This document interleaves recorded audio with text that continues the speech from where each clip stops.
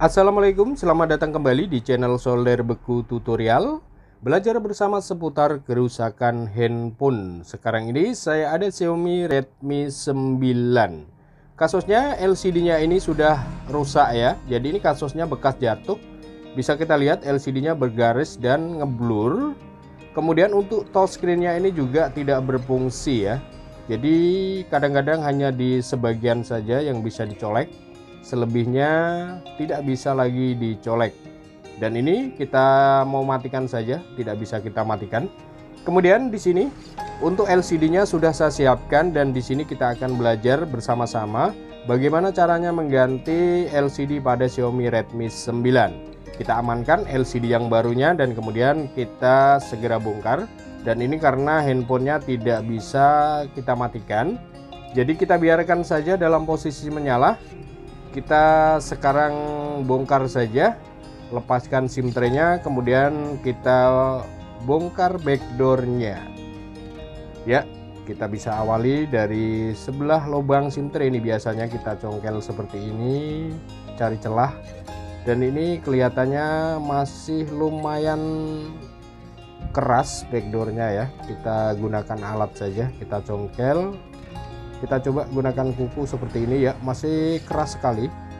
Kita bisa gunakan pick seperti ini, kita congkel. Kemudian ini sudah mulai terbuka ya. Oke, backdoor sudah kita bongkar. Kemudian di sini bisa kita lihat handphonenya masih tersegel ya. Di posisi bawah dan atas ini masih tersegel dan sepertinya ini belum pernah dibongkar ya. Handphone masih dalam posisi menyala. Nah tuh, kadang-kadang bisa dicolek, kadang-kadang enggak ya. Seperti itu, tidak bisa dimatikan. Oke, tidak usah kita matikan, kita cabut baterai saja. Nanti kita bongkar dulu. Di bagian atas ada beberapa baut, bisa kita lepaskan dulu. Kemudian ini ada kaleng menjepit dari pinjernya ya, soket pinjer. Ini soket pinjernya bisa kita lepaskan dan sudah terlepas seperti ini. Kemudian kita bisa lepaskan konektor baterainya, lalu kita bisa bongkar bagian bawah. Jadi bagian bawah ini juga harus kita bongkar karena kalau tidak kita bongkar tentu saja nanti ketika kita menyelipkan fleksibel LCD-nya itu bakal kesusahan, bahkan tidak bisa ya. Jadi bagian bawah ini wajib kita bongkar. Ini tinggal tarik saja seperti ini, sudah terbongkar ya bagian bawahnya. Kemudian kita bisa tes dulu LCD-nya ya. Jadi ini langkah yang paling penting dan wajib kita lakukan. Sebelum kita memasang LCD-nya, sebelum kita lem, itu kita wajib tes dulu LCD-nya. Kualitas gambar, kecerahan, kemudian fungsi dari touchscreen-nya kita pastikan semua berjalan dengan normal ya. Karena ketika kita sudah lem itu pasti segelnya sudah rusak dan kalau terjadi apa-apa tentu saja tidak bisa ditukar ya. Jadi kita pastikan semuanya berjalan dengan normal dan nanti kita tinggal lanjut lem LCD-nya. Jadi kita tes dulu ya. Karena untuk LCD ini biasanya ketika kita lem segelnya pasti rusak dan sudah tidak ada garansi.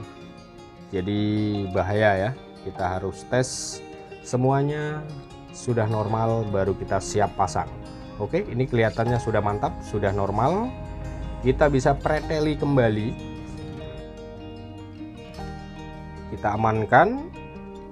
Lalu untuk PCB-nya bisa kita lepas ya. Kita lepas, kemudian kita akan segera bongkar LCD yang lama ini. Kita siapkan plastik tipis seperti ini buat nyongkel LCD-nya dan jangan lupa kita bisa panasi dulu ya. Panasi dulu, jangan terlalu panas, anget-anget saja, yang penting merata dan agak lama sedikit. Biasanya kalau LCD belum pernah dilem ulang itu malah lebih mudah.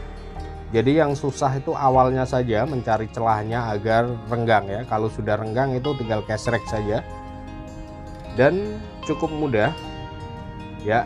Ini kita gesrek seperti ini. Di sini kita main kasar saja, tidak masalah ya, karena ini memang LCD sudah rusak, sudah ingin diganti. Kalau sudah seperti ini sudah pasti mudah terlepas ya. Nah, itu sudah renggang. Jadi sekali lagi buat teman-teman pemula, di sini kita belajar bersama-sama cara mengganti LCD pada Xiaomi Redmi 9 ya. Ya, ini sudah terlepas. Oh, ini bagian bawah masih agak lengket ya. Kita bisa gesrek bagian bawah seperti ini sedikit saja dan sudah terlepas ya. Oke, LCD yang lamanya ini sudah terlepas. Kemudian di sini kita bisa bersihkan di pinggirannya, pasti ada bekas lem ya, walaupun lem pabrikan tapi tetap masih ada walaupun sedikit. Jadi agar nanti ketika kita pasang LCD-nya itu presisi ya, tidak ngeganjel, kita bisa bersihkan saja. Kita krik-krik sedikit saja, tidak masalah. Kita bisa gunakan cutter pelan-pelan. Bahaya kalau kena tangan ya. Jadi kita bersihkan sisa-sisa lem. Ini tipis sekali, sedikit saja. Walaupun masih LCD ori, masih lem pabrikan, tetapi tetap saja ada kotoran sisa-sisa lemnya walaupun tipis sedikit ya. Kita pastikan bersih agar nanti ketika kita pasang LCD-nya ini bisa persisi. Jadi kita bisa krik-krik seperti ini saja ya.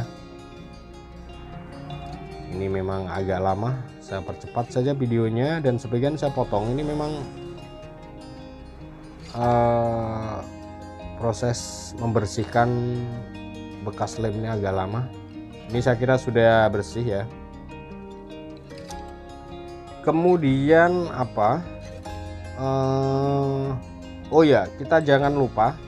Jadi biasanya ada kaleng saringan speaker seperti ini dan ini masih menempel di LCD yang lama. Ini bisa kita lepas ya, nanti bisa kita pindahkan ke frame-nya. Kita bisa basahi menggunakan thinner. Jadi ini jangan sampai lupa, kalau lupa nanti ada celah seperti bolong seperti itu, udah ini patah. Tidak masalah, bisa kita rakit kembali walaupun patah ya. Ini sebenarnya walaupun tanpa ini sih tidak masalah, cuma agak sedikit renggang di bagian atas, jadi kurang bagus ya kelihatannya. Takutnya usernya nanti protes ya, jadi kita jangan sampai lupa. Kita harus pasang seperti ini ya, kita letakkan kembali. Kemudian kita segera lem ya. Kita bisa olesin lem di pinggirannya saja, secukupnya saja.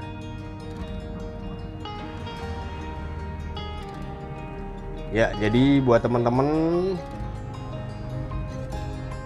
khususnya teman-teman pemula ya, kalau ingin mengganti LCD, prosesnya seperti ini. Kemudian setelah kita olesin lem, ini bisa kita lepaskan. Kemudian segelnya ini kita kopek seperti ini ya, agar tidak ngeganjel. Jadi kalau sudah seperti ini sudah bisa dipastikan garansi sudah hangus ya.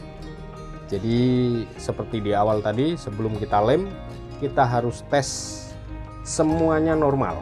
Dari kecerahan gambarnya, kemudian fungsi dari touchscreen-nya ya. Jadi tujuannya seperti itu. Kemudian kita presisikan ya, jangan sampai miring. Dan kalau ada lem yang belepotan bisa kita gosok-gosok saja.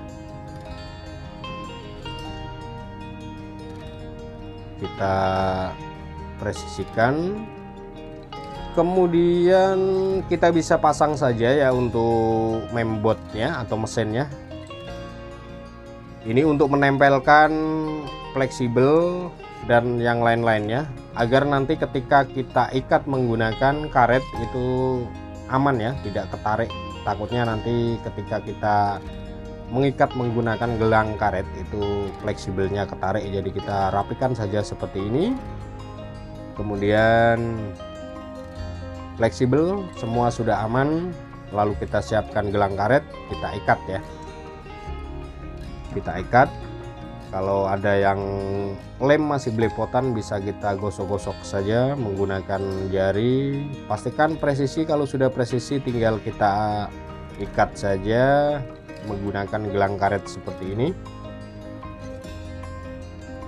Dan nanti bisa kita diamkan kurang lebih 1 jam ya. Kalau sudah kering baru kita rakit kembali. Pasang bautnya, pasang backdoornya, dan selesai. Oke, sampai di sini sekian dulu. Terima kasih dari saya, Solder Beku Tutorial. Kita ketemu lagi di video selanjutnya. Akhir kata, wassalamualaikum warahmatullahi wabarakatuh. Sobek Nota.